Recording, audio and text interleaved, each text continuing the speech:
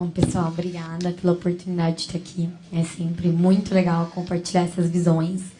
E se eu tenho uma certeza como empreendedora é que o Brasil vai dar certo, porque eu vejo esses líderes. E quando a gente escuta o discurso, é tão diferente do discurso tradicional, né?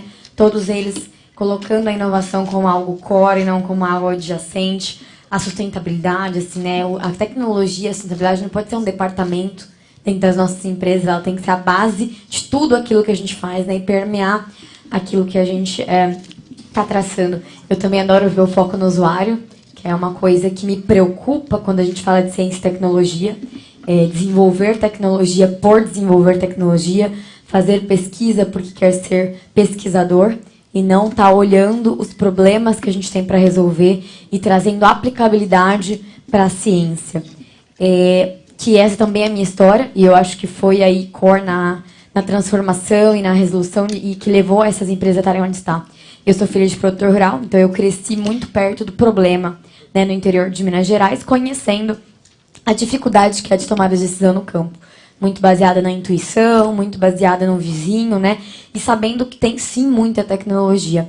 O Brasil, por conta de ser um dos únicos potenciais agrícolas com clima tropical, desde a época de 70, né, desde a Revolução Verde, nunca foi suficiente importar tecnologia agrícola. A gente teve que estudar, entender e produzir a nossa própria tecnologia que se adequasse, né, e transformasse as nossas terras propícias à agricultura. Então, a gente tinha essa visão muito clara, assim, gente, tem tecnologia, dá para fazer, por que a gente ainda sofre no campo? Né? E eu não conformava que a gente teria que importar a tecnologia de Israel e dos Estados Unidos. Por que não, né? Numa cidade onde a gente tem um centro universitário, eu formei na Universidade Federal de Itajubá, a gente tem engenharia aqui, a gente tem conhecimento, tem o Vale da Eletrônica em Santa Rita do Sapucaí, por que não fazer tecnologia lá para um problema que a gente conhecesse?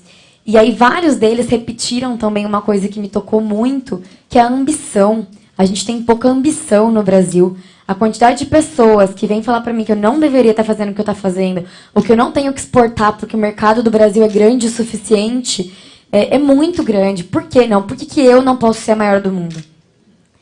Então, eu acho que é importante a gente estimular essa ambição, né, nos nossos jovens, nos nossos empreendedores, que não só eu posso ter uma empresa e ser empreendedor como é incentivado para eu ter uma renda de subsistência, mas que eu posso ser empreendedor porque eu posso ser o maior e melhor do mundo. E eu acho que essas empresas estão onde estão porque foram ambiciosas o suficiente. Só para dar um contexto do que a gente faz, né, antes de eu ir um pouco da jornada e tocar mais a fundo ciência e tecnologia, a AgroSmart monitora plantações com sensores em campo, agrega a tecnologia de outras pessoas, a gente também falou disso, né? Nós somos uma peça do quebra-cabeça, tem diversas outras peças que agregam valor e a gente está movendo para uma economia de ecossistema, né, de plataforma, onde a minha informação tem mais valor quando agregada à informação de outra pessoa.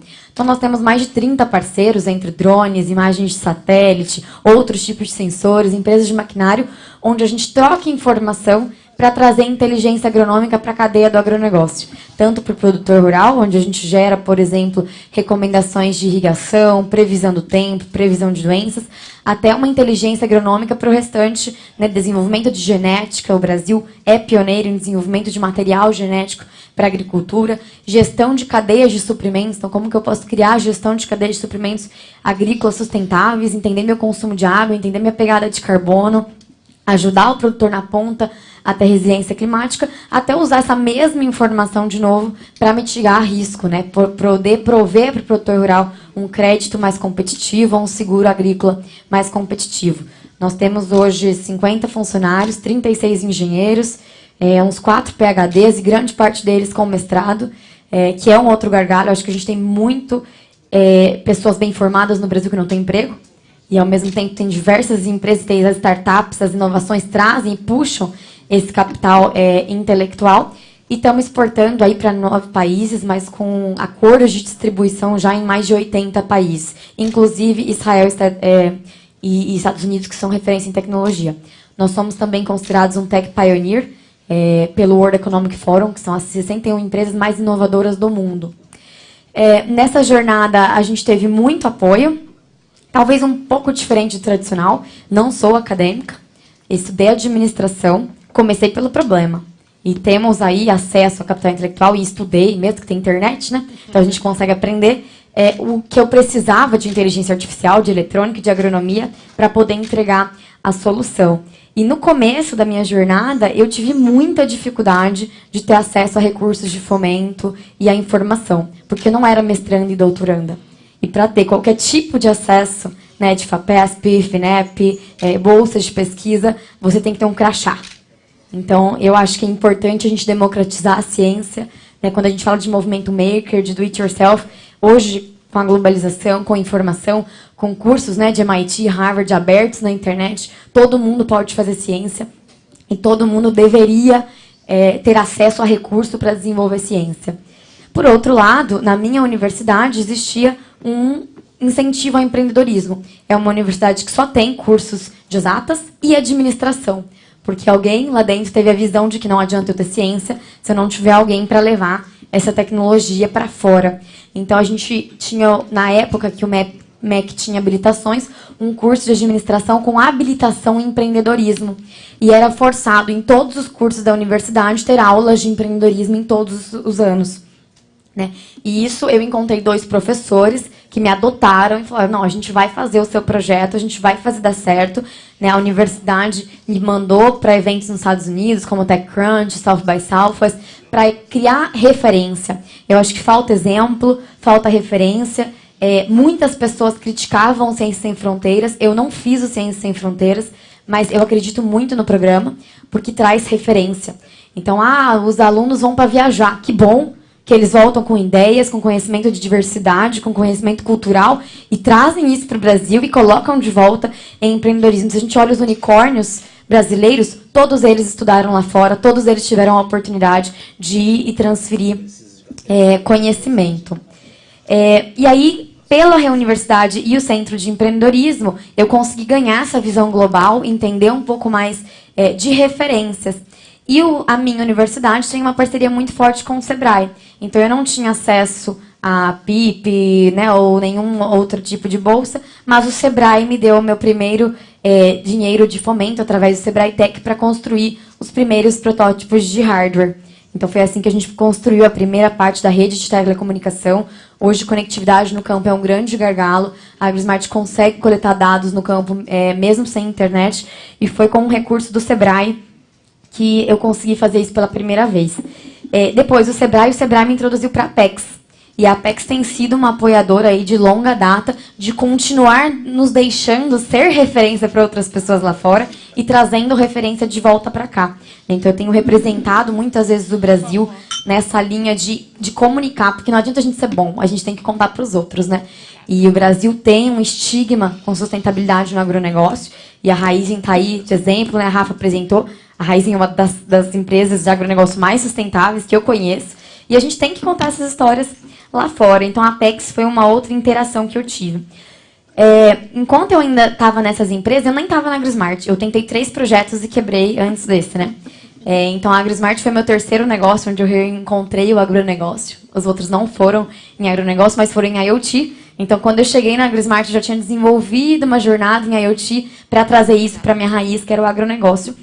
Eu participei do programa Startup Brasil, que eu acho também muito importante para a nossa carreira, que foi quando eu desenvolvi a AgroSmart. Eu precisava desenvolver modelos agronômicos, eu li milhares de artigos científicos, mas eu precisava de outras pessoas para validar essas teses.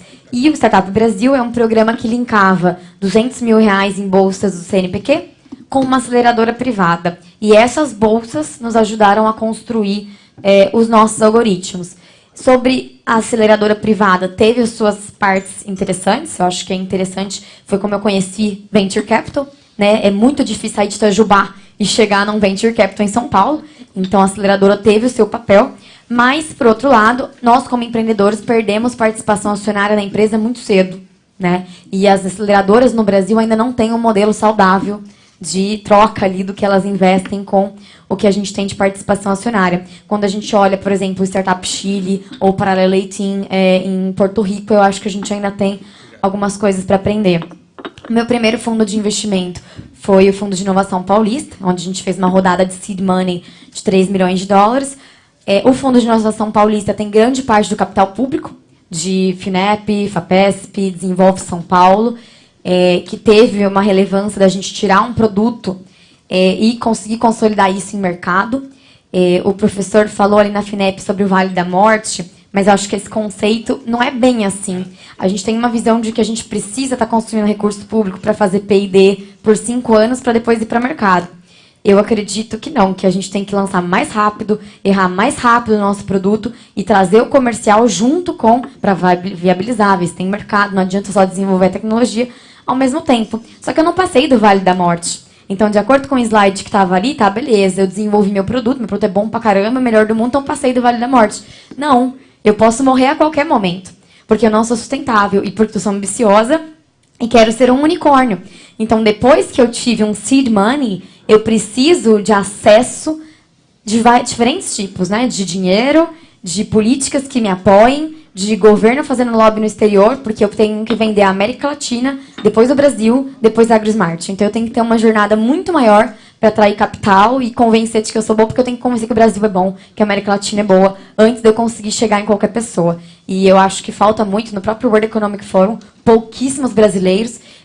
Quando eu fui para o World Economic Forum, todos os países me chamaram para um jantar. A França vem, muda para cá, vem embora, sai do Brasil. Eu te dou 2 anos pagando PhD para sua empresa sem você ter custo. Eu te dou um local para ficar.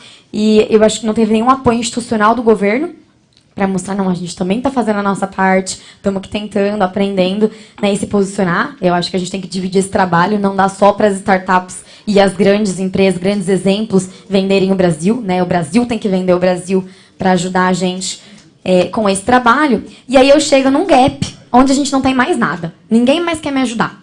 Porque eu não estou lá no comecinho, eu não estou na ideia. Eu tenho um produto e eu estou em fase de escala. Ninguém me dá crédito, porque eu não tenho garantia. Eu tenho milhões de investimento, mas eu não tenho nenhum patrimônio para dar de garantia. Então, o BNDES não me aceita. Nenhum banco me financia porque eles não entendem o meu produto. Então, não existe uma linha financiável para o meu produto. Eu dependo de Venture Capital. Tem pouquíssimos Venture Capital no Brasil. Muito menos para agricultura, que é offline, que tem que ir para o campo, suja a bota, e hardware, que é caro e consome caixa pra caramba. Então, eu abri mão de uma grande participação no societário da minha empresa para financiar a inovação, onde eu disponibilizo o sensor para o produtor rural e eu financio o produtor rural. Eu queimo muito caixa e eu estou arcando com esse prejuízo, e aí eu chego num ponto onde o investidor estrangeiro acha um absurdo. Como assim você já deu tudo isso de participação acionária? Eu não invisto mais em empresas que o fundador tem pouca participação.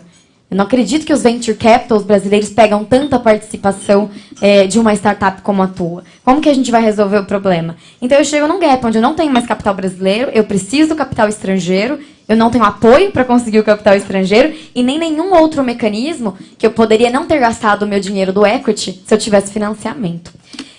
Isso é só uma parte do problema. A outra parte do problema é a referência. A gente aprende rápido, a gente é criativo, a gente é inteligente. A gente viu aqui exemplos maravilhosos. Eu adoraria saber como que eles fizeram isso. Porque é difícil pra caramba. E eu dou errado o tempo todo e tudo dá errado e eu não sei fazer. Então, se eu pudesse conversar com pessoas que fizeram e que sabem fazer, seria excelente. Quando a gente vai para o MIT ou no Vale do Silício, todo mundo nos recebe. Quando eu vou numa universidade brasileira pedir ajuda para um professor, ele não me recebe, porque ele é arrogante, ele acha que sabe mais que eu, ou ele quer dinheiro de mim. Eu que sou startup, que preciso do dinheiro. Então, assim, eu te ajudo se você pagar um bolsista. Ou eu te ajudo se você pôr dinheiro aqui dentro. Eu não tenho, eu preciso do dinheiro, ao contrário. Né? E o executivo também não me recebe, porque eu não sou famosa o suficiente para ele me receber. Enquanto, quando a gente está lá fora, né, o CEO de quase todas as grandes companhias recebem as startups, porque eles entendem o valor delas na sociedade e para a inovação do seu próprio negócio, como é o caso de vocês com o Uber.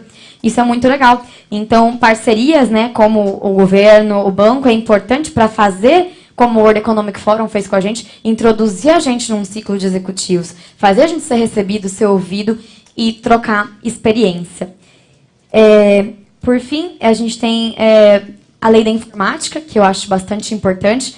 A gente está fechando uma nova rodada de investimento, que eu ainda não posso abrir todas as informações, mas um dos investidores é a Positivo Tecnologia, através da lei da informática. Nós estamos abrindo uma operação em Manaus, que para a gente faz todo sentido, né, reduz o custo do meu produto, me traz incentivos, dos quais eu não sabia nada, né? Porque apesar de a gente... Até existe algum tipo de mecanismo, políticas públicas, mas ou elas não são suficientes ou elas não são conhecidas o suficiente. O próprio BNDES, toda vez que a gente tem aqui, a gente tem uma discussãozinha, né? Falar, tem sim, tem o Inovago, tem o Modern. Não, não tem, não funciona, eu não consigo cadastrar. Se tem, beleza, me ensina a fazer porque eu não sei fazer e ninguém me ajuda a fazer. Então, Manaus é uma coisa que a gente descobriu, que parece que tem várias coisas legais, né? O PPB, etc., mas estão aprendendo e foi, eu acho, uma coisa que eu acho que vai incentivar muito investimento, já que falta capital. A lei da informática, né, da SUFRAMA, ter permitido o uso desse recurso de P&D das empresas para investir em startup, eu acho que vai gerar um novo caminho aí. Outra coisa que eu acho que falta são os dados. Então, o governo tem muito dado. E a gente tem uma dificuldade enorme de dados. Então, quando a gente fala para a agricultura, né, a Embrapa tem um monte de conhecimento, a Embrapa está fazendo um trabalho fantástico de se aproximar de startups e trocar conhecimento, mas a gente tem diversas outras partes do quebra-cabeça que, se a gente conseguisse criar essa conexão direta e acesso aos dados, seria muito importante. O meu tempo acabou, mas eu estou à disposição aí para trocar experiências. Obrigada, gente.